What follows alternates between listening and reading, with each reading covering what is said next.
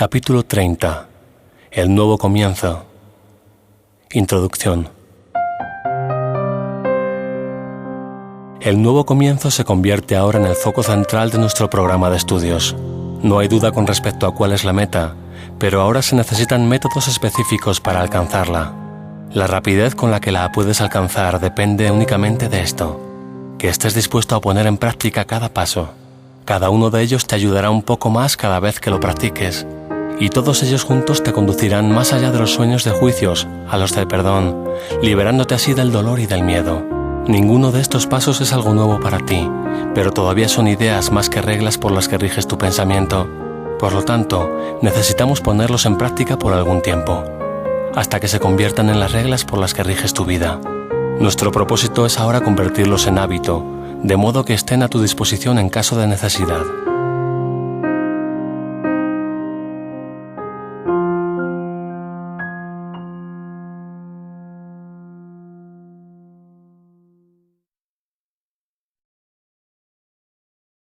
Uno. Reglas para tomar decisiones.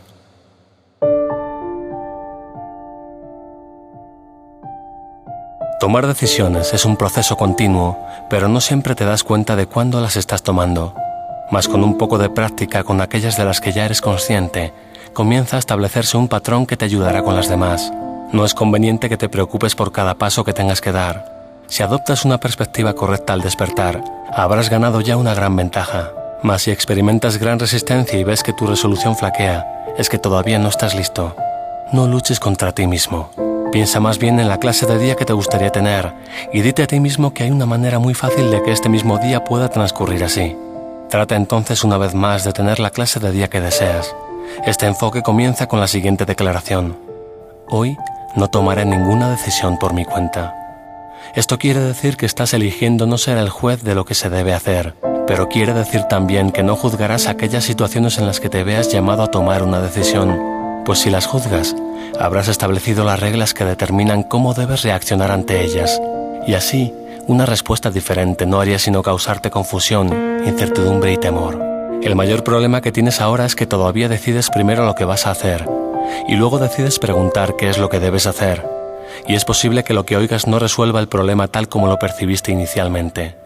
Esto conduce al temor porque contradice tu percepción, de modo que te sientes atacado y por ende furioso.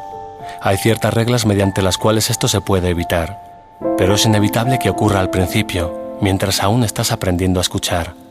Siempre que te acuerdes de ello a lo largo del día y dispongas de un momento de calma para reflexionar, repítete a ti mismo nuevamente la clase de día que te gustaría tener, los sentimientos que deseas abrigar, las cosas que quieres que te sucedan, así como lo que quieres experimentar, y di: si no tomo ninguna decisión por mi cuenta, esa es la clase de día que se me concederá. Si practicas estos dos procedimientos debidamente, ello te ayudará a dejarte guiar sin temor, pues no permitirá que primero surja la oposición para luego convertirse en un problema de por sí. Mas habrá ocasiones en las que ya habrás juzgado de antemano. En esos casos la respuesta suscitará un ataque, a no ser que rectifiques tu mente de inmediato para que solo desee una respuesta efectiva. Ten por seguro que eso es lo que ha sucedido si no estás dispuesto a detenerte por un momento y pedir que se te dé la respuesta, pues ello quiere decir que ya has tomado una decisión por tu cuenta y que no puedes ver cuál fue la pregunta. Necesitas ahora un rápido reconstituyente antes de volver a preguntar. Recuerda nuevamente la clase de día que te gustaría tener y reconoce que ha ocurrido algo que no forma parte de ello. Date cuenta entonces de que has hecho una pregunta por tu cuenta y de que debes haberla contestado de acuerdo con las condiciones que tú mismo has establecido. Di entonces: no tengo ninguna pregunta. Me olvidé de lo que tenía que decidir. Esto cancela las condiciones que has establecido y permite que la respuesta te muestre cuál debió haber sido realmente la pregunta. Trata de observar esta regla sin demora, a pesar de tu resistencia, pues ya estás enfadado. Y tu temor de que se te vaya a dar una respuesta que no coincida con tu pregunta tal como la planteaste cobrará ímpetu, y acabarás creyendo que el día que deseas es uno en el que a tus preguntas se les da tus respuestas. Y no será así, pues ello te arruinaría el día al privarte de lo que realmente deseas. Esto puede ser muy difícil de entender una vez que has decidido por tu cuenta qué reglas te prometen un día feliz. No obstante, esa decisión todavía puede revocarse mediante métodos sencillos que puedes aceptar. Si estás tan reacio a recibir que ni siquiera puedes olvidarte de tu pregunta, puedes empezar a cambiar de parecer con lo siguiente. Por lo menos puedo decidir que no me gusta cómo me estoy sintiendo ahora. Esto por lo menos es obvio y allana el camino para el siguiente paso, que es muy sencillo. Una vez que has decidido que no te gusta cómo te estás sintiendo, ¿qué podría ser más fácil que continuar con por lo tanto, espero haber estado equivocado? Esto mitiga la sensación de resistencia y te recuerda que no se te está forzando a que aceptes ayuda, sino que esta es algo que deseas y necesitas porque no te gusta cómo te estás sintiendo. Esta ínfima apertura bastará para que puedas seguir adelante y dar los pocos pasos que necesitas para dejar que se te ayude. Ahora has llegado a un punto crucial porque te has dado cuenta de que saldrías ganando si lo que decidiste no es como tú pensabas. Hasta que no llegues a este punto, creerás que tu felicidad depende de tener razón. Pero por lo menos has alcanzado ahora un cierto grado de sensatez. Te has dado cuenta de que sería mejor para ti que estuvieses equivocado. Este ápice de sabiduría bastará para llevarte aún más lejos. No se te está forzando a ello, sino que simplemente esperas lograr lo que quieres.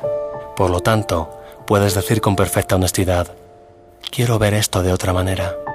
Ahora has cambiado de parecer con respecto a la clase de día que deseas tener y has recordado lo que realmente quieres. Su propósito ya no está velado por la demente idea de que lo quieres para satisfacer tu empeño de tener razón cuando en realidad estás equivocado. De este modo, el hecho de que estás dispuesto a pedir llega hasta tu conciencia, pues no puedes estar en conflicto cuando pides lo que realmente quieres y comprendes que eso es lo que estás pidiendo. Este último paso es solo el reconocimiento de que no te opones a recibir ayuda. Es la declaración de una mente receptiva que, aunque todavía no está segura, está dispuesta a que se le muestre lo que necesita ver. Tal vez hay otra manera de ver esto. ¿Qué puedo perder con preguntar? Ahora puedes, por lo tanto, hacer una pregunta que tiene sentido y, consecuentemente, la respuesta tendrá sentido también. Y no te opondrás a ella, pues comprenderás que es a ti a quien dicha respuesta beneficiará. Debe quedar claro, no obstante, que es más fácil que tu día transcurra felizmente si no permites que la infelicidad haga acto de presencia en primer lugar. Pero esto requiere tener práctica con las reglas que te protegen de los embates del temor. Cuando hayas dominado estas reglas, el amargo sueño de juicios habrá sido deshecho para siempre. Pero mientras tanto, necesitas poner en práctica las reglas que lo deshacen. Examinemos, pues, una vez más la primera de las decisiones que aquí se ofrecen. Hemos dicho que puedes comenzar el día felizmente si decides no tomar ninguna decisión por tu cuenta. Esto de por sí parece ser una decisión. Sin embargo, tú no puedes tomar decisiones por tu cuenta. La única cuestión es entonces con quién eliges tomarlas. Eso es todo. La primera regla, pues, no es una coacción, sino la simple afirmación de un simple hecho. No tomas decisiones por tu cuenta, independientemente de lo que decidas. Pues o bien se toman con ídolos o bien con Dios, y le pides ayuda al anticristo o a Cristo, y aquel que elijas se unirá a ti y te dirá lo que debes hacer. Tu día no transcurre al azar. La clase de día que tienes lo determina aquello con lo que eliges vivirlo, y la manera en que percibe tu felicidad el amigo a quien acudes en busca de consejo. Siempre pides consejo antes de tomar cualquier decisión. Es esencial que entiendas esto, pues así te darás cuenta de que en esto no hay coerción ni motivos para que te opongas a ello por el hecho de que te impide ser libre. Nadie puede escaparse de lo que inevitablemente ha de ocurrir, y si tú crees que puedes, estás equivocado. La segunda regla es asimismo un hecho, pues tu consejero y tú tenéis que estar de acuerdo con respecto a lo que deseas antes de que pueda ocurrir. Es este convenio lo que permite que todas las cosas ocurran. Pues nada puede ocurrir sin algún tipo de unión, ya sea con un sueño de juicios o con la voz que habla en favor de Dios. Las decisiones producen resultados precisamente porque no se toman aisladamente. Las tomáis tu consejero y tú, y son tanto para ti como para el mundo. El día que deseas tener se lo ofreces al mundo, pues transcurrirá tal como lo hayas pedido y reforzará el dominio de tu consejero en el mundo. ¿A qué reino le pertenece tu mundo hoy? ¿Qué clase de día vas a decidir tener? Hoy solo se necesitan dos que deseen gozar de felicidad para que se la ofrezcan al mundo entero. Solo se necesitan dos que comprendan que no pueden decidir por su cuenta para garantizar que el júbilo que pidieron sea plenamente compartido por todos, pues han entendido la ley básica que les otorga poder a todas las decisiones y les confiere todos los efectos que ellas jamás puedan tener. Solo se necesitan dos. Estos dos tienen que haberse unido antes de que se pueda tomar una decisión. Permite que esto sea lo único que tienes presente y tendrás la clase de día que deseas tener, y al tenerlo, se lo ofrecerás al mundo. El juicio que habías emitido sobre el mundo queda anulado mediante tu decisión de tener un día feliz. Y tal como has recibido, así tienes que dar.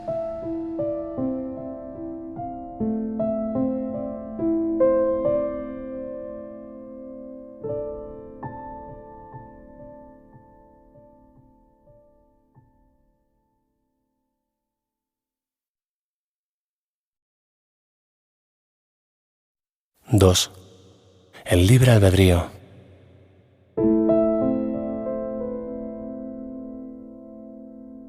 ¿No te das cuenta de que oponerte al Espíritu Santo es luchar contra ti mismo? Él solo te dice lo que es tu voluntad. Él habla por ti. En su divinidad radica la tuya. Y del único conocimiento de que Él goza es del tuyo, que ha sido salvaguardado para ti a fin de que puedas hacer tu voluntad a través de Él. Dios te pide que hagas tu voluntad. Él se une a ti, pues no estableció su reino solo. Y el cielo mismo, donde todo lo creado es para ti, no representa otra cosa que tu voluntad. Ni una sola chispa de vida fue creada sin tu grato consentimiento, tal como tú quisiste que fuese. Ni uno solo de los pensamientos que Dios jamás haya tenido pudo haber nacido sin tu bendición. Dios no es tu enemigo. Él solo quiere oírte llamarle amigo. Qué maravilloso es hacer tu voluntad, pues eso es libertad. A nada más debería llamársele por ese nombre. A menos que hagas tu voluntad, no serás libre. ¿Y hubiese podido Dios dejar a su Hijo sin lo que éste eligió para sí mismo? Lo único que Dios hizo al darte su perfecta respuesta fue asegurarse de que nunca perdieses tu voluntad. Escúchala ahora, para que te puedas acordar de su amor y conocer tu voluntad. Dios no podría haber permitido que su Hijo fuese un prisionero de aquello que no desea. Él se une a tu voluntad de ser libre. Y oponerte a Él es decidir ir en contra de ti mismo y elegir estar encadenado. Contempla una vez más a tu enemigo, al que elegiste odiar en vez de amar, pues así es como nació el odio en el mundo y como se estableció en él el reino del miedo.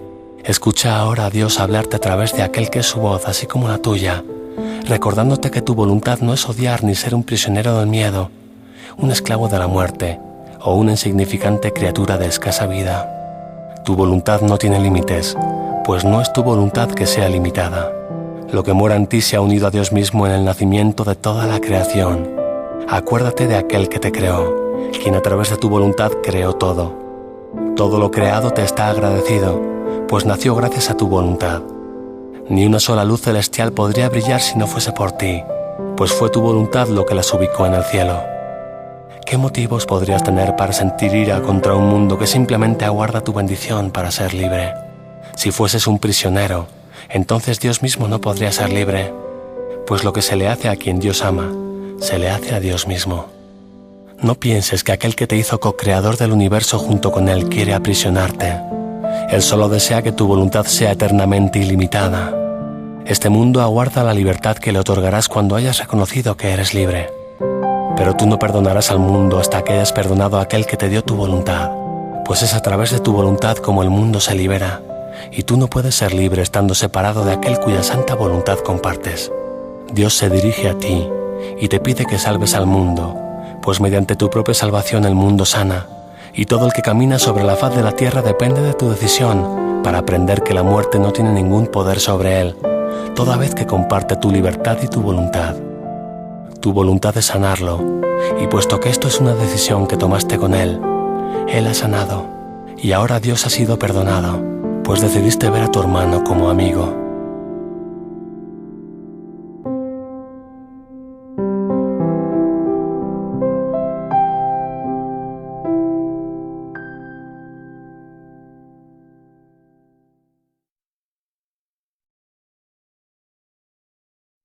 Tres. Más allá de todo ídolo.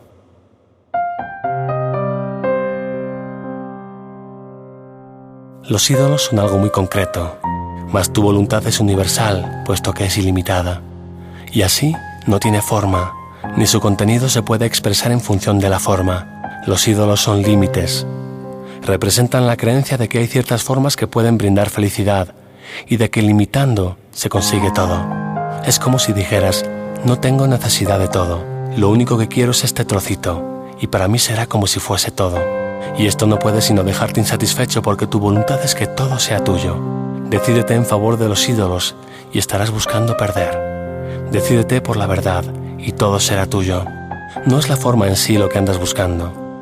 ¿Qué forma puede ser un sustituto del amor de Dios el Padre? ¿Qué forma puede ocupar el lugar de todo el amor que reside en la divinidad de Dios el Hijo? ¿Qué ídolo puede dividir en dos lo que es eternamente uno? ¿Y se podría acaso limitar lo que es ilimitado? Tú no deseas ningún ídolo, pues esa no es tu voluntad. Ningún ídolo puede concederte el regalo que buscas. Cuando decides qué forma debe tener lo que quieres, dejas de entender su propósito y de ese modo ves tu voluntad en el ídolo, reduciéndola así a una forma concreta. Mas eso nunca podrá ser tu voluntad porque lo que comparte toda la creación no puede contentarse con ideas triviales o con cosas insignificantes. Tras la búsqueda de todo ídolo yace el anhelo de compleción. Lo pleno no tiene forma porque es ilimitado. Buscar una persona o una cosa especial para añadir a lo que tú eres y así alcanzar tu compleción solo puede querer decir que crees que te falta algo que una forma puede proporcionarte y que al encontrarla alcanzarás tu compleción en una forma que a ti te gusta. El propósito de todo ídolo es este, que no mires más allá de él a la raíz de la creencia de que te falta algo. Esto solo podría ser cierto si hubieses pecado, pues el pecado es la idea de que te encuentras solo y aparte de lo que es pleno. Es necesario, por lo tanto, que la búsqueda de la plenitud se lleve a cabo más allá de los límites que tú mismo te has impuesto. No es nunca el ídolo lo que realmente quieres, mas lo que crees que te ofrece, eso ciertamente lo quieres, y tienes derecho a pedirlo, y es imposible que te sea negado. El que tu voluntad sea estar completo es la voluntad de Dios, y por tal razón se te concede. Dios no sabe nada de formas. Él no te puede contestar utilizando términos que no tienen sentido. Y tu voluntad no se puede satisfacer con formas vacías, concebidas exclusivamente para llenar una brecha que no existe. No es esto lo que quieres. La creación no le da a ninguna persona ni a ninguna cosa separada el poder de completar al Hijo de Dios. ¿A qué ídolo se puede apelar para que le dé al Hijo de Dios lo que ya es suyo? Alcanzar la compleción es la función del Hijo de Dios. Sin embargo, no tiene necesidad de buscarla. Más allá de todo ídolo se alza su santa voluntad de ser únicamente lo que Él es. Pues ser más que pleno no tiene sentido. Si se hubiese producido algún cambio en el Hijo de Dios, o si se le pudiese reducir a alguna forma y limitar a lo que no se encuentra en Él, entonces no sería tal como Dios le creó. ¿Qué necesidad tiene de ídolos para ser quien es? ¿Podría acaso desprenderse de alguna parte de sí mismo? Lo que no es pleno no puede otorgar plenitud, mas lo que se pide sinceramente no puede ser negado. Tu voluntad se te concede, no en una forma que no habría de satisfacerte, sino en el pensamiento pleno y completamente hermoso que Dios abriga de ti. Lo que Dios no conoce no existe, y lo que Él conoce existe para siempre y es inmutable, pues los pensamientos duran tanto como la mente que los pensó, y la mente de Dios no tiene fin, ni puede haber un instante en que sus pensamientos puedan estar ausentes o cambiar. Los pensamientos ni nacen ni mueren, comparten los atributos de su Creador, y no tienen una vida separada aparte de la de Él. Tus pensamientos están en tu mente, tal como tú estás en la mente que te concibió. Por lo tanto, no hay partes separadas en lo que existe dentro de la mente de Dios. Su mente es por siempre una, y está eternamente unida y en paz. Los pensamientos parecen ir y venir. Sin embargo, lo único que esto significa es que algunas veces eres consciente de ellos y otras no. Un pensamiento del que te has olvidado parece nacer de nuevo en ti cuando retorna tu conciencia, mas no murió cuando lo olvidaste. Siempre estuvo ahí. Sin embargo, no eras consciente de él. El pensamiento que Dios abriga de ti no se ha visto afectado en modo alguno por tu olvido. Siempre será exactamente como era antes de que te olvidaras de él, como seguirá siendo cuando lo recuerdes, y como fue durante el lapso en que lo habías olvidado. Los pensamientos de Dios están mucho más allá de cualquier posibilidad de cambio y su resplandor es eterno. No están esperando a nacer, sino a que se les dé la bienvenida y se les recuerde. El pensamiento que Dios abriga de ti es como una estrella inmutable en un firmamento eterno. Se encuentra tan alto en el cielo que aquellos que se encuentran fuera del cielo no saben que está allí. No obstante, brillará por toda la eternidad, sereno, puro y hermoso. En ningún momento ha dejado de estar allí, ni ha habido jamás un instante en que su luz se haya atenuado o haya perdido su perfección. El que conoce al Padre conoce esta luz, pues Él es el eterno firmamento que la mantiene a salvo, por siempre elevada y firmemente anclada. La perfecta pureza de esa luz no depende de si se ve en la tierra o no. El firmamento la envuelve y la mantiene dulcemente en su perfecto lugar, el cual está tan lejos de la tierra como la tierra lo está del cielo. No es la distancia ni el tiempo lo que hace que esta estrella sea invisible desde la Tierra, mas aquellos que andan en pos de ídolos no pueden saber que la estrella está ahí. Más allá de todo ídolo se encuentra el pensamiento que Dios abriga de ti. Este pensamiento no se ve afectado en modo alguno por la confusión y el terror del mundo, por los sueños de nacimiento y muerte que aquí se tienen, ni por las innumerables formas que el miedo puede adoptar, sino que sin perturbarse en lo más mínimo, sigue siendo tal como siempre fue. Rodeado de una calma tan absoluta que el estruendo de batallas ni siquiera llega hasta él, dicho pensamiento descansa en la certeza y en perfecta paz. Tu única realidad se mantiene a salvo en él, completamente inconsciente del mundo que se postra ante ídolos y no conoce a Dios. El pensamiento que Dios abriga de ti, completamente seguro de su inmutabilidad y que descansa en su eterno hogar, nunca ha abandonado la mente de su Creador. Al que conoce tal como su Creador sabe que dicho pensamiento se encuentra en su propia mente. ¿Dónde podría existir el pensamiento que Dios abriga de ti, sino donde tú te encuentras? ¿Podría acaso tu realidad ser algo aparte de ti y encontrarse en un mundo que le es completamente desconocido? Fuera de ti no hay firmamento eterno, ni estrella inmutable, ni realidad alguna. La mente del Hijo del Cielo, en el cielo está, pues ahí la mente del Padre y la del Hijo se unieron en la creación, la cual no tiene fin. Tú no tienes dos realidades, sino una sola, y no puedes ser consciente más que de una. Tu realidad es o bien un ídolo, o bien el pensamiento que Dios abriga de ti. No olvides, por lo tanto, que los ídolos tienen que mantener oculto lo que tú eres, no de la mente de Dios, sino de la tuya. La estrella sigue brillando y el firmamento jamás ha cambiado. Mas tú, el Santo Hijo de Dios, no eres consciente de tu realidad.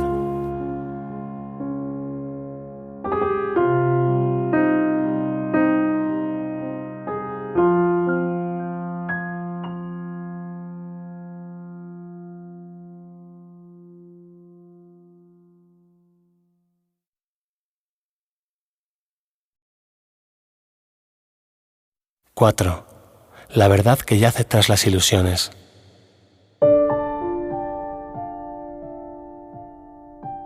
Atacarás lo que no te satisfaga, y así no te darás cuenta de que fuiste tú mismo quien lo inventó. Tu batalla es siempre con las ilusiones, pues la verdad que yace tras ella es tan hermosa y tan serena en su amorosa dulzura, que si fueses consciente de ella, te olvidarías por completo de tus defensas y te apresurarías a echarte en sus brazos. La verdad jamás puede ser atacada. Y tú sabías esto cuando inventaste los ídolos. Los concebiste precisamente para olvidarte de este hecho. Lo único que atacas son las ideas falsas, nunca las verdaderas. Los ídolos son todas las ideas que concebiste para llenar la brecha que tú crees se formó entre lo que es verdad y tú, y las atacas por lo que crees que ellas representan, pero lo que yace tras ellas no puede ser atacado. Los dioses que inventaste, opresores e incapaces de satisfacerte, son como juguetes infantiles descomunales. Un niño se asusta cuando una cabeza de madera salta de una caja de resorte al esta abrirse repentinamente, o cuando un oso de felpa, suave y silencioso, emite sonidos al él apretarlo. Las reglas que él había establecido para las cajas de resorte y para los osos de felpa le han fallado y le han hecho perder el control de lo que le rodea. Ahora tiene miedo, pues pensó que las reglas le protegían. Ahora tiene que aprender que las cajas y los osos no le engañaron, ni violaron ninguna regla, y que lo ocurrido no quiere decir que su mundo se haya vuelto caótico y peligroso. Es él quien estaba equivocado. No comprendió bien qué era lo que le mantenía a salvo y pensó que eso le había abandonado. La inexistente brecha se encuentra repleta de juguetes de innumerables formas. Cada uno de ellos parece violar las reglas que estableciste para él. Sin embargo, ninguno de ellos fue jamás lo que tú pensabas que era. Y así no pueden sino dar la impresión de que violan las reglas de seguridad que estableciste, toda vez que éstas son falsas. Mas tú no estás en peligro. Puedes reírte de los muñecos que saltan de cajas de resorte y de los juguetes que emiten sonidos, de la misma manera en que lo hace el niño que ya ha aprendido que no suponen ningún peligro para él. Sin embargo, mientras le guste jugar con ellos, seguirá percibiéndolos como si respetaran las reglas que él estableció para su propio deleite. Por lo tanto, todavía habrá reglas que dichos juguetes parecerán violar, y como consecuencia de ello él se asustará. Mas, ¿está él realmente a merced de sus juguetes? ¿Y pueden estos realmente suponer una amenaza para él? La realidad obedece a las leyes de Dios y no las reglas que tú mismo estableces. Son sus leyes las que garantizan tu seguridad. Las ilusiones que creas con respecto a ti no obedecen ninguna ley. Parecen danzar por un rato al compás de las leyes que tú promulgaste para ellas, mas luego se desploman para no levantarse más.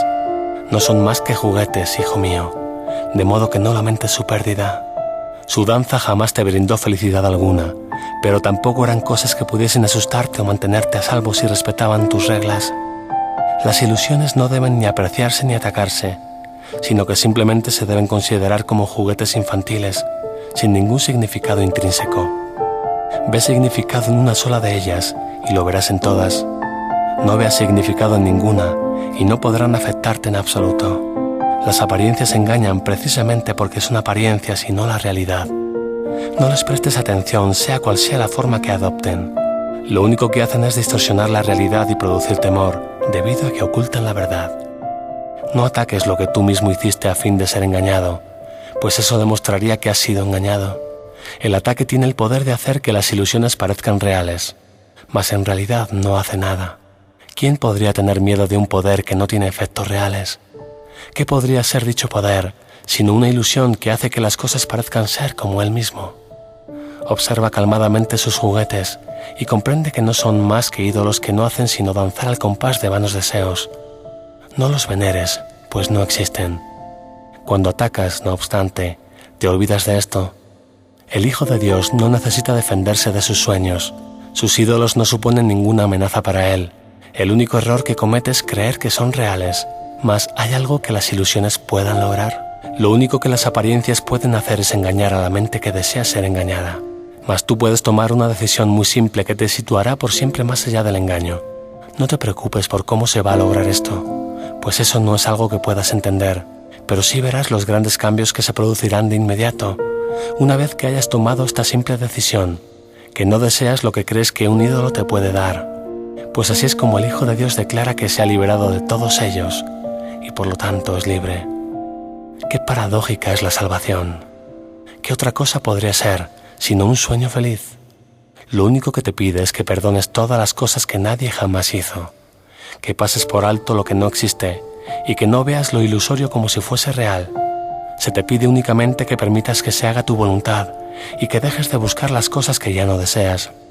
Y se te pide también que permitas que se te libere de los sueños de lo que nunca fuiste y desistas de tu empeño de querer sustituir la voluntad de Dios por la fuerza de los deseos vanos. Llegado a este punto, el sueño de separación empieza a desvanecerse y a desaparecer, pues aquí la brecha inexistente comienza a percibirse libre de los juguetes de terror que tú inventaste. Esto es lo único que se te pide.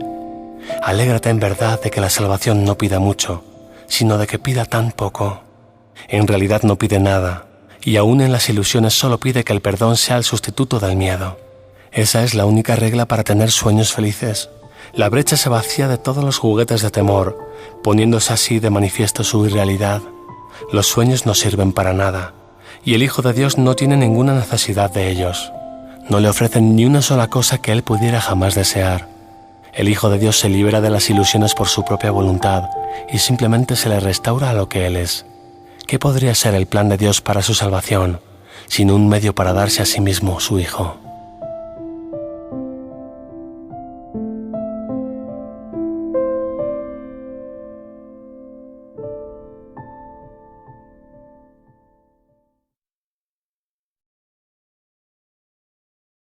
(5) El único propósito.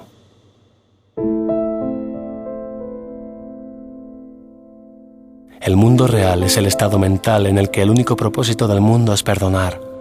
El miedo ha dejado de ser el objetivo, pues escapar de la culpabilidad se ha convertido ahora en la meta. Se reconoce el valor del perdón, que pasa a ocupar el lugar de los ídolos, los cuales dejan de perseguirse porque ya no se les atribuye ningún valor a sus regalos. No se establecen reglas fútiles, ni se le exige a nada ni a nadie que cambie y se amolde al sueño de miedo. Por el contrario, hay un deseo de querer comprender todas las cosas creadas tal como realmente son, y se reconoce que todas las cosas tienen que ser primero perdonadas y luego comprendidas. En este mundo se piensa que el entendimiento se consigue mediante el ataque. En el mundo real, es evidente que atacando es como se pierde, y se reconoce claramente la insensatez de tener como objetivo la culpabilidad. En dicho mundo no se desean los ídolos, pues se entiende que la culpabilidad es la única causa de cualquier dolor. Nadie sucumbe ante su vana atracción, pues el sufrimiento y la muerte se han percibido como cosas que ya no se desean y por las cuales no vale la pena esforzarse. Se ha vislumbrado la posibilidad de liberación y se le ha dado la bienvenida, y ahora por fin se comprenden los medios por los que puede alcanzarse. El mundo se convierte en un lugar de esperanza porque su único propósito es ser un lugar donde la esperanza de ser feliz pueda ser colmada, y nadie está excluido de esta esperanza, porque todos se han unido en la creencia de que el propósito del mundo es uno que todos tienen que compartir, si es que dicha esperanza ha de ser algo más que un simple sueño. Aún no se recuerda el cielo totalmente, pues el propósito del perdón todavía necesita alcanzarse. Sin embargo, todo el mundo está seguro de que irá más allá del perdón y de que solo seguirá aquí hasta que éste se perfeccione en él. Ese es su único deseo. Todo temor ha desaparecido porque él está unido a sí mismo en su propósito. Su esperanza de felicidad es tan segura y constante que apenas puede seguir esperando aquí por más tiempo con sus pies aún tocando la tierra. Aún así, se siente feliz de poder esperar hasta que todas las manos se hayan unido y todos los corazones estén listos para elevarse e ir con él, pues así es como se prepara para dar el paso con el que se trasciende el perdón. El paso final lo da a Dios porque únicamente Él pudo crear un hijo perfecto y compartir su paternidad con Él. Nadie que no se encuentre en el cielo puede entender esto, pues entenderlo es en sí el cielo.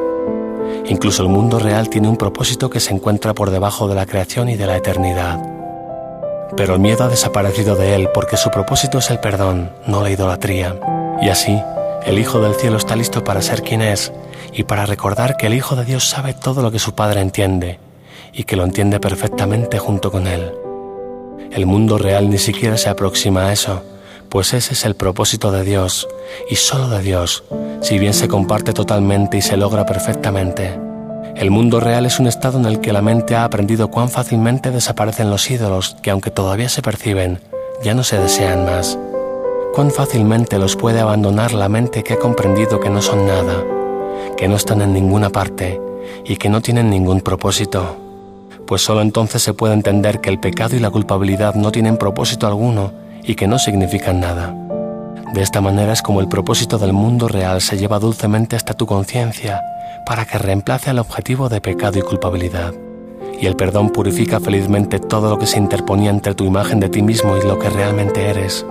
Sin embargo, Dios no necesita crear a su Hijo nuevamente para que a éste se le restituya lo que es suyo. Jamás existió brecha alguna entre tu hermano y tú.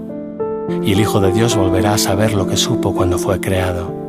Cuando dos o más hermanos comparten un mismo propósito en el mundo del miedo, se encuentran ya en el umbral del mundo real. Puede que aún miren atrás y piensen que ven un ídolo que desean, mas su trayectoria ha sido ya firmemente fijada en dirección contraria a la de los ídolos, hacia la realidad. Pues cuando se dieron la mano, fue la mano de Cristo la que tomaron, y contemplarán a aquel de cuya mano van asidos. La faz de Cristo se ve antes de que el Padre se pueda recordar, pues éste permanece en el olvido hasta que su Hijo haya llegado más allá del perdón, hasta el amor de Dios. El amor de Cristo, no obstante, se acepta primero, y entonces aflora el conocimiento de que ambos son uno. Cuán fácil y ligero es el paso que te saca de los estrechos confines del mundo del miedo, una vez que has reconocido de quién es la mano de la que vas asido. Tienes a mano todo lo necesario para poder alejarte del miedo para siempre con perfecta certeza, y para seguir adelante y llegar cuanto antes a las puertas del cielo, pues aquel de cuya mano vas asido solo estaba esperando a que te unieses a él, y ahora que has venido, se demoraría él en mostrarte el camino que debe recorrer contigo. Su bendición descansa sobre ti tan indudablemente como el amor de Dios descansa sobre él. Su gratitud hacia ti sobrepasa tu entendimiento, pues tú le has permitido liberarse de sus cadenas para que juntos os dirijáis a la morada de su Padre. Un viejo odio está desapareciendo del mundo, y con él va desapareciendo también todo miedo y rencor. No vuelvas la vista atrás, pues lo que te espera más adelante es lo que siempre anhelaste en tu corazón. Renuncia al mundo, pero no con una actitud de sacrificio, pues nunca lo deseaste. ¿Qué felicidad que jamás buscaste en él no te ocasionó dolor? ¿Qué momento de satisfacción no se compró con monedas de sufrimiento y a un precio exorbitante? La dicha no cuesta nada. Es tu sagrado derecho, pues por lo que pagas no es felicidad. Que la honestidad te acelere en tu camino y que al contemplar en retrospectiva las experiencias que has tenido aquí no te dejes engañar. Por todas ellas hubo que pagar un precio exorbitante y sufrir penosas consecuencias. No mires atrás, excepto con honestidad, y cuando un ídolo te tiente, piensa en lo siguiente: jamás te dio un ídolo cosa alguna, excepto el regalo de la culpabilidad. Cada uno de ellos se compró con la moneda del dolor, y nunca fuiste tú solo quien pagó por él. Sé, pues, misericordioso con tu hermano, y no aceptes nunca un ídolo irreflexivamente, ni te olvides de que tu hermano pagará el costo al igual que tú, pues se demorará cada vez que tú vuelvas la vista atrás y no percibas de quién es la amorosa mano de la que vas asido. Mira, pues, solo hacia adelante, y camina lleno de confianza, con el corazón latiendo felizmente con esperanza y no palpitando con temor. La voluntad de Dios reside para siempre en aquellos cuyas manos están unidas. Hasta que se unieron, pensaban que Él era su enemigo. Mas cuando se unieron y compartieron un mismo propósito, les fue posible entender que su voluntad es una. Y así, la voluntad de Dios no puede sino llegar hasta sus conciencias, y no van a poder seguir olvidándose por mucho más tiempo de que no es sino la suya propia.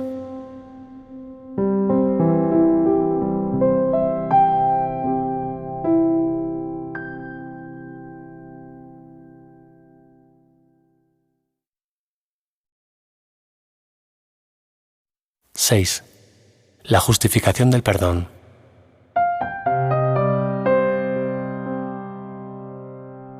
La ira nunca está justificada. El ataque no tiene fundamento. Con esto comienza uno a escapar del miedo, y con esto también es como lo logrará. Con esto se intercambian los sueños de terror por el mundo real, pues el perdón descansa sobre esto, lo cual es tan solo natural. No se te pide que concedas perdón allí donde se debería responder con ataque y donde el ataque estaría justificado, pues eso querría decir que perdonas un pecado pasando por alto lo que realmente se encuentra ahí. Eso no es perdón, ya que supondría que al reaccionar de una manera que no está justificada, tu perdón se ha convertido en la respuesta al ataque que se ha perpetrado, y así el perdón no habría sido apropiado al haberse concedido donde no era debido. El perdón está siempre justificado. Sus cimientos son sólidos. Tú no perdonas lo imperdonable, ni pasas por alto un ataque real que merece castigo. La salvación no reside en que a uno le pidan responder de una manera antinatural que no concuerda con lo que es real. En lugar de ello, la salvación solo te pide que respondas adecuadamente a lo que no es real, no percibiendo lo que no ha ocurrido. Si el perdón no estuviese justificado, se te estaría pidiendo que sacrificases tus derechos cuando devuelves perdón por ataque. Mas se te pide simplemente que consideres el perdón como la respuesta natural ante cualquier aflicción basada en un error, que por ende no es más que una petición de ayuda. El perdón es la única respuesta cuerda, pues impide que tus derechos sean sacrificados. Este entendimiento es el único cambio que le permite al mundo real alzarse para ocupar el lugar de los sueños de terror. El miedo no puede surgir a menos que se justifique el ataque. Y si éste tuviese una base real, el perdón no tendría base alguna. El mundo real se alcanza cuando percibes que aquello en lo que el perdón se basa es completamente real y está plenamente justificado. Mientras creas que el perdón es un regalo inmerecido, ello no podrá sino reforzar la culpabilidad que quieres perdonar. El perdón que no está justificado es un ataque, y eso es todo lo que el mundo puede jamás ofrecer. Puede que algunas veces perdone a los pecadores, pero sigue siendo consciente de que han pecado, de modo que no se merecen el perdón que les concede. Este es el falso perdón del que el mundo se vale para mantener viva la sensación de pecado. Y puesto que se considera que Dios es justo, parece imposible que su perdón pueda ser verdadero. De este modo, el temor a Dios es el resultado inevitable de considerar que el perdón es algo inmerecido. Nadie que se considere a sí mismo culpable puede evitar sentir temor de Dios, pero se salva de este dilema si perdona. La mente tiene que considerar al Creador tal como se considera a sí misma. Si puedes darte cuenta de que tu hermano es digno de perdón, es que has aprendido que tú tienes el mismo derecho a ser perdonado que él, y no pensarías que Dios tiene destinado para ti un juicio temible que tu hermano no se merece, pues la verdad es que tú no mereces ni más ni menos que él. Todo perdón que se considera merecido sana, pues le otorga al milagro la fuerza para pasar por alto las ilusiones. Así es como aprendes que tú también tienes que haber sido perdonado. No hay ninguna apariencia que no pueda pasarse por alto, pues si la hubiera, sería necesario que primero hubiese algún pecado que estuviese más allá del alcance del perdón. Tendría que haber algún error que fuese más que una simple equivocación, un tipo especial de error que fuese inmutable y eterno, y que estuviese más allá de cualquier posibilidad de corrección o escape. Tendría que haber un error capaz de deshacer la creación, y de construir un mundo que pudiese reemplazarla y destruir la voluntad de Dios. Solo si esto fuese posible, podría haber algunas apariencias capaces de ser inmunes al milagro y de no ser sanadas por él. No hay prueba más contundente de que lo que deseas es la idolatría, que la creencia de que hay algunas clases de enfermedad y de desdicha que el perdón no puede sanar. Esto quiere decir que prefieres conservar algunos ídolos y que todavía no estás completamente listo para abandonarlos todos. Y así, piensas que algunas apariencias son reales y que no son apariencias en absoluto. No te dejes engañar con respecto al significado de la creencia fija según la cual algunas apariencias son más difíciles de pasar por alto que otras, pues ello siempre significa que crees que el perdón tiene límites, y te habrás fijado una meta en la que el perdón es parcial y en la que puedes liberarte de la culpabilidad solo en parte. ¿Qué otra cosa puede significar esto, sino que el perdón que te concedes a ti mismo, así como a todos los que parecen estar separados de ti, es falso? Tiene que ser verdad que o bien el milagro cura toda clase de enfermedad, o bien no cura en absoluto. Su propósito no puede ser juzgar qué formas son reales y qué apariencias verdaderas. Si se tuviese que excluir una sola apariencia de la curación, habría una ilusión que formaría parte de la verdad, y no podrías escaparte totalmente de la culpabilidad, sino solo en parte. Tienes que perdonar al Hijo de Dios completamente, pues de lo contrario, conservarás una imagen de ti mismo fragmentada, y seguirás temiendo mirar en tu interior y encontrar allí tu liberación de todos los ídolos. La salvación descansa en la fe de que es imposible que haya algunas clases de culpabilidad que tú no puedas perdonar. Por lo tanto, no hay ninguna apariencia que hubiese podido ocupar el lugar de la verdad con respecto al Hijo de Dios. Contempla a tu hermano con el deseo de verle tal como es, y no excluyas ninguna parte de él de tu deseo de que se cure. Curar es hacer íntegro, y a lo que es íntegro no le pueden faltar partes que se hayan dejado afuera. El perdón consiste en reconocer esto, y en alegrarnos de que no haya ninguna forma de enfermedad que el milagro no tenga el poder de curar. El Hijo de Dios es perfecto, ya que de otro modo no podría ser el Hijo de Dios. Y no le podrás conocer mientras crees que no merece librarse de todas las consecuencias y manifestaciones de la culpabilidad. De la única forma que debes pensar acerca de él, si quieres conocer la verdad acerca de ti mismo, es así. Te doy las gracias, Padre, por tu perfecto Hijo, pues en su gloria veré la mía propia. He aquí la jubilosa afirmación de que no hay ninguna forma de mal que pueda prevalecer sobre la voluntad de Dios, el feliz reconocimiento de que la culpabilidad no ha triunfado porque tú hayas deseado que las ilusiones sean reales. ¿Y qué es esto, sino una simple afirmación de la verdad? Contempla a tu hermano con esta esperanza en ti y comprenderás que él no pudo haber cometido un error que hubiese podido cambiar la verdad acerca de él. No es difícil pasar por alto errores a los que no se les ha atribuido efectos, mas no perdonarás aquello que consideres que tiene el poder de hacer del Hijo de Dios un ídolo, pues en ese caso él se habrá convertido para ti en una imagen sepulcral y en un signo de muerte. ¿Podría ser eso tu Salvador? ¿Podría acaso el Padre estar equivocado con respecto a su Hijo? ¿No será más bien que te has engañado a ti mismo con respecto a aquel que se te dio para que le curases, a fin de que tú te pudieras salvar y liberar?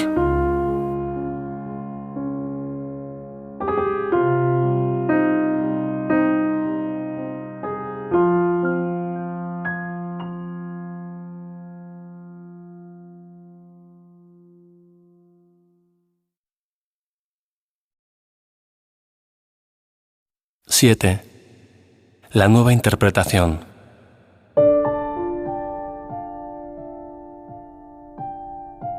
¿Cómo iba a haber dejado Dios que el significado del mundo estuviese sujeto a tu interpretación? Si hubiese hecho eso, el mundo no tendría significado, pues es imposible que el significado de algo cambie constantemente y que aún así sea verdad. El Espíritu Santo ve en el mundo un solo propósito, el cual es eternamente inmutable. Ninguna situación puede alterar este objetivo, sino que tiene que estar de acuerdo con él. Pues solo si el objetivo del mundo pudiese cambiar con cada situación, podría cada una de ellas estar sujeta a diferentes interpretaciones cada vez que se pensase en ellas. Tú añades nuevos elementos al guión que escribes para cada minuto del día, y así todo lo que sucede ahora no tiene otro significado. Elimina algún elemento y el significado cambiará consecuentemente. ¿Qué reflejan tus guiones, sino tus planes acerca de cómo debería transcurrir el día? Y así determinas lo que es un desastre o un triunfo, un avance o un retroceso, una ganancia o una pérdida. Estos juicios se hacen en conformidad con los papeles que el guión asigna. El hecho de que por sí no signifiquen nada queda demostrado por la facilidad con que estas designaciones cambian a la luz de otros juicios que se hacen acerca de diferentes aspectos de la experiencia. Y luego, visto en retrospectiva, quieres ver otro significado en conexión con lo que ocurrió previamente. ¿Qué has hecho realmente? Sino demostrar que nada de ello tenía significado alguno. Mas tú le atribuyas significado a la luz de objetivos cambiantes, que alteraban el significado a medida que dichos objetivos cambiaban. Solamente un propósito firme puede otorgarle a cualquier acontecimiento un significado estable.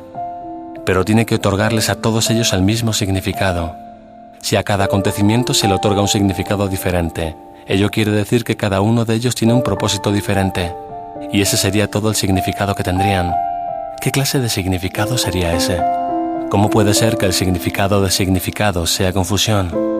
La percepción no puede estar fluctuando constantemente y al mismo tiempo tener un significado estable en alguna parte.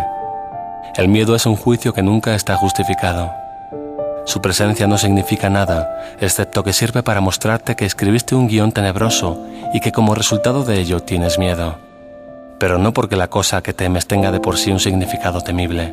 Abrigar un propósito común es el único medio por el que la percepción puede estabilizarse y por el que se le puede dar una sola interpretación al mundo y a todas las experiencias que se tienen en él. En ese propósito común, todo el mundo y todas las cosas que ves comparten el mismo juicio. Ahora no tienes por qué juzgar, pues has aprendido que a todo se le ha dado el mismo significado y te alegras de poder verlo por todas partes. Dicho significado no puede cambiar porque tu deseo es percibirlo en todas partes, inalterado por las circunstancias.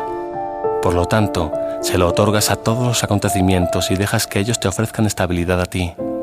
Librarte de juzgar radica simplemente en esto. Todas las cosas tienen el mismo propósito, el cual tú compartes con todo el mundo. Y no hay nada en el mundo que pueda oponerse a ese propósito, pues es el propósito de todas las cosas y también el tuyo. Tener un mismo propósito pone fin a todas las ideas de sacrificio, las cuales no pueden sino atribuir un propósito para el que gana y otro para el que pierde. Sin esta idea no podría haber pensamientos de sacrificio. Y es esta idea de que puede haber diferentes objetivos lo que hace que la percepción oscile y el significado cambie.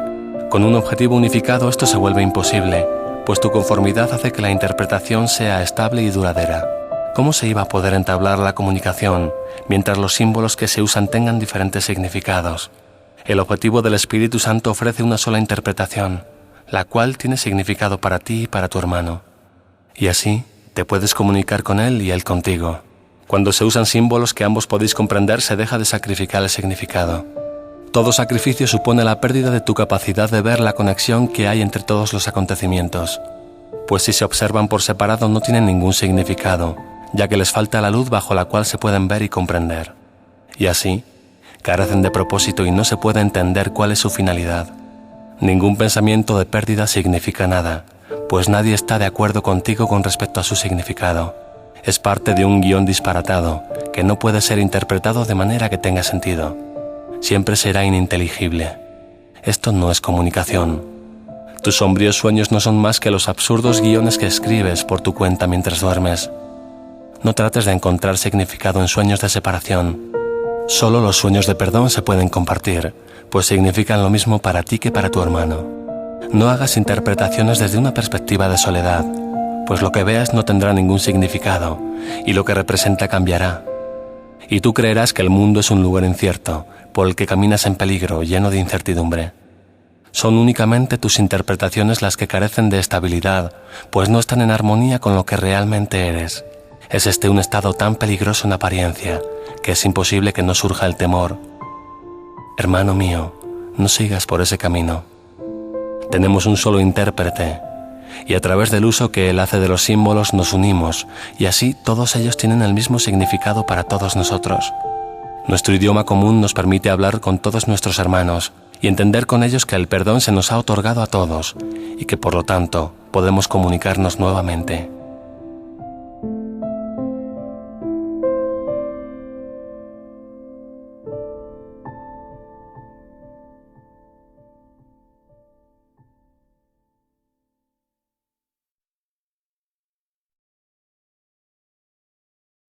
(8) La realidad inmutable.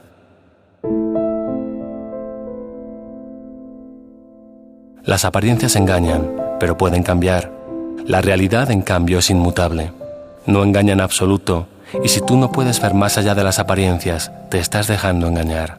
Pues todo lo que ves cambiará. Sin embargo, antes pensabas que era real, y ahora crees que es real nuevamente. De este modo, la realidad se ve reducida a formas y se la considera susceptible de cambiar. La realidad, no obstante, es inmutable. Esto es lo que hace que sea real, y lo que la distingue de todas las apariencias. Tiene que estar más allá de toda forma para poder ser ella misma. No puede cambiar. El milagro es un medio para demostrar que todas las apariencias pueden cambiar precisamente porque son apariencias y porque carecen del atributo de inmutabilidad que la realidad entraña. El milagro da fe de que te puedes salvar de las apariencias al demostrar que éstas pueden cambiar. En tu hermano reside una inmutabilidad que está más allá de cualquier apariencia o engaño, mas se ve nublada por tus cambiantes ideas acerca de él, que tú percibes como su realidad. Lo que constituiría un sueño feliz con respecto a él adopta la forma de una apariencia en la que él goza de perfecta salud, se encuentra completamente inmune a cualquier clase de carencia y está perfectamente a salvo de cualquier clase de desastre. El milagro es la prueba de que él no está limitado por ninguna clase de pérdida o sufrimiento, ya que todo ello puede cambiar tan fácilmente. Esto demuestra que nunca fueron reales y que no pudieron haber surgido de su realidad, pues ésta es inmutable y no hay nada en el cielo o en la tierra que pueda jamás alterar sus efectos. Es evidente, en cambio, que las apariencias son irreales precisamente porque pueden cambiar. ¿Qué es la tentación, sino el deseo de hacer que las ilusiones sean reales? No parece ser el deseo de hacer que lo que es real no lo sea. Sin embargo, es una afirmación de que algunas clases de ídolos ejercen una poderosa atracción que los hace más difíciles de resistir que aquellos que tú preferirías que no fuesen reales. Toda tentación, por lo tanto, no es más que esto: una plegaria para que el milagro no ejerza influencia sobre algunos sueños y para que en vez de ello mantenga su irrealidad oculta y les otorgue realidad. El cielo no responde a tal oración, ni tampoco se te puede conceder un milagro para sanar las apariencias que no te gustan. Has establecido límites. Lo que pides se te concede, pero no por el Dios que no conoce límites. Solo tú te has limitado a ti mismo. La realidad es inmutable. Los milagros no hacen sino mostrar que lo que tú has interpuesto entre la realidad y tu conciencia es ilusorio y que no es en modo alguno una interferencia. El costo de la creencia de que algunas apariencias están más allá de cualquier esperanza de cambio es que el milagro no se obra a través de ti de manera consistente, pues has pedido que no tenga el poder de sanar todos los sueños. No hay milagro que no se te pueda conceder si realmente deseas la curación, pero no se te puede conceder ninguno a menos que la desees. Si eliges lo que quieres sanar, habrás coartado la libertad de concederle sus dones al Hijo de Dios, a aquel que otorga todos los milagros. Cuando el Hijo de Dios cae en la tentación, niega la realidad, y de este modo se convierte voluntariamente en esclavo de lo que eligió a cambio. Precisamente porque la realidad es inmutable, existe en ella un milagro que sana todas las cosas cambiantes y te las ofrece para que las veas en una forma que te brinda felicidad y que está libre de temor. Se te concederá poder ver a tu hermano de esta manera, pero no mientras quieras que sea de otra manera con respecto a ciertas cosas, pues eso solo significaría que no le quieres ver curado e íntegro. El Cristo en él es perfecto. ¿Es esto lo que quieres contemplar? No dejes entonces que haya sueños acerca de él que tú prefieras ver en lugar del Cristo en él. Y verás al Cristo en él porque permitiste que él viniera a ti. Y cuando él se te haya aparecido, tendrás la certeza de que eres como él, pues él es lo inmutable en tu hermano y en ti. Eso es lo que contemplarás cuando decidas que no hay ninguna apariencia que prefieras conservar en lugar de lo que tu hermano realmente es. No dejes que la tentación de preferir un sueño permita que la incertidumbre se presente ahí. No te sientas culpable y temeroso cuando un sueño acerca de lo que él es te tiente. Pero no le atribuyas a ese sueño el poder de reemplazar lo inmutable en tu hermano, en la percepción que tienes de él. No hay una falsa apariencia que no desaparezca si en lugar de ella pides un milagro. No hay dolor del que él no se pueda liberar, solo con que desees que él sea lo que no puede sino ser. ¿Por qué habrías de temer ver a Cristo en él? Pues en todo lo que ves no haces sino contemplarte a ti mismo, y conforme él sane, tú te liberarás de la culpabilidad, pues lo que él aparenta ser es la imagen que tú tienes de ti mismo.